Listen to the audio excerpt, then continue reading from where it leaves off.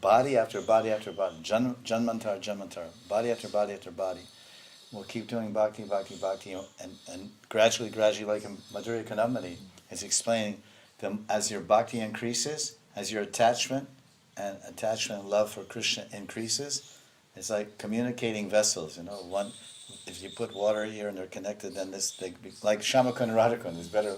It's like Radhakun and Shamakun. If you fill Radhakun with 10 feet of water, then it's going to go through the Sangam and there's going to become 10 feet of water, right? Radhakun and Shamakun are the same height because they're getting the water from the water level.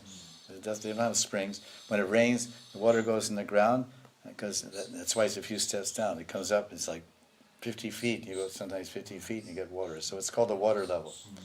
So if I dig a hole in my backyard, it'll be 5 steps down to the water like it's 5 steps over there. It's called the water level, Pani level. So as our attachment and love for Krishna increases, and then the attachment and detachment, the body decreases. And then, so that goes in within this life, and then it carries on next life. So the attachment to the body and the rati for this body, sharir, is our karma. Karma bandhana. It's called karma bandhana. It's our karma, our pap karma, our punya. Punya karma and pap karma are binding. So as we do more and more bhakti, Srinvatam Swaka Kata Krishna, Punya Shravana Krishna, Ridyantaksta Yubhadrani, Viranoti Suritsatam.